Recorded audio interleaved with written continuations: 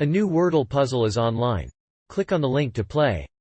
Listening to the following video may give you clues. Please like and share the videos. Logan Mwangi's stepfather and mother found guilty of murder. After Logan Mwangi's stepfather and mother were found guilty of murder, the family paid tribute to their son. Logan's father Ben Mwangi said he was proud of his son, but also felt guilty. In the witness box, Williamson insisted that she was telling the truth and said she had nothing to lose. Her son had died 2 days earlier, alone in his bed, from his horrific head injuries. Logan Mwangi's father Ben Mwangi pays tribute to his son. After hearing the verdict of the murder trial, Logan Mwangi's father, Ben Mwangi, has paid tribute to his son. It was the first time he had spoken publicly since the young boy was tragically drowned. At his Cardiff Crown Court trial, Ben Mwangi recalled the time he met his son in hospital and spoke of his love for him. He said the world has become a darker place without Logan. Our son was a bright boy who loved to play with his classmates, said Mwangi. The boy also loved pretending to be superheroes and was known to have been disruptive. Logan's father was a former teacher at Tondu Primary School and paid tribute to his son in a video. While Logan's death is tragic, it is the aftermath of a complex web of lies and deceit that is troubling. His death has shocked the community. His body was discovered in a river just a few hundred meters from his home. It had undergone a horrifying ordeal. His injuries were catastrophic, like those of a high-speed road accident or a fall from a high-rise.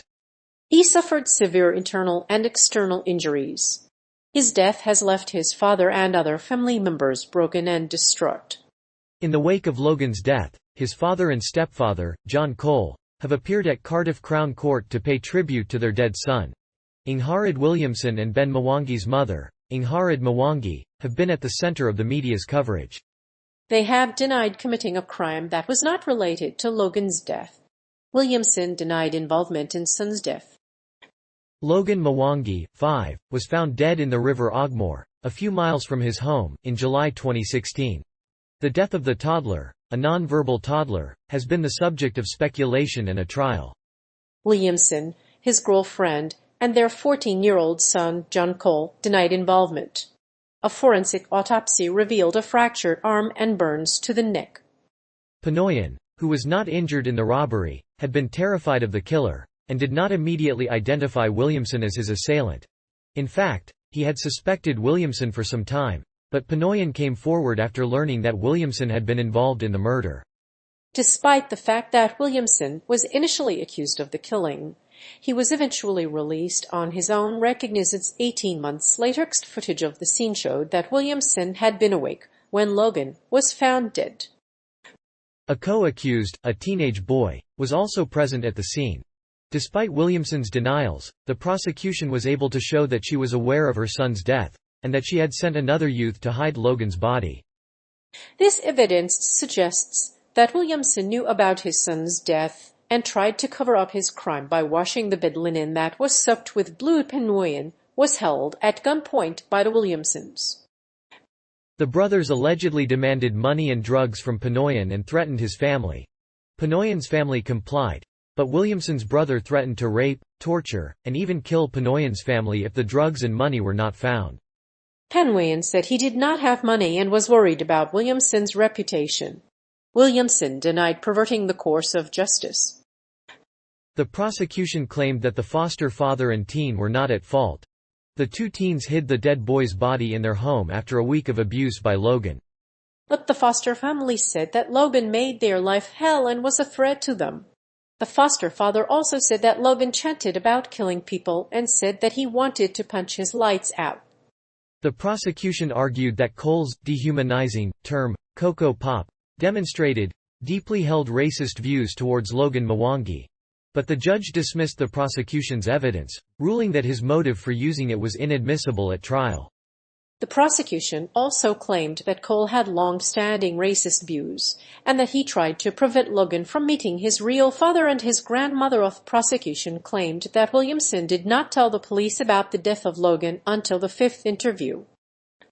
But police found evidence that Williamson had a plan with the unnamed teen and his partner to dispose of Logan's body. She said she wanted justice for Logan.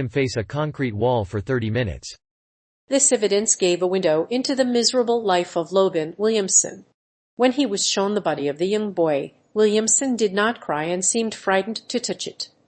Cole Dawson, Logan's father, denies causing or permitting his son's death. Although Cole's legal team says he took Logan's body to the river, the two of them denied causing or permitting Logan's death. In addition, Cole's lawyers argue that they had no evidence that he hurt the boy.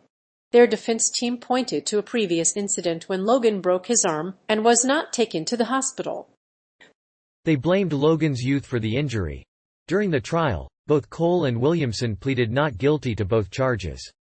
Although Cole admitted perverting the course of justice, he denied causing or permitting Logan's death. They were convicted of perverting the course of justice by hiding the evidence from the child's parents.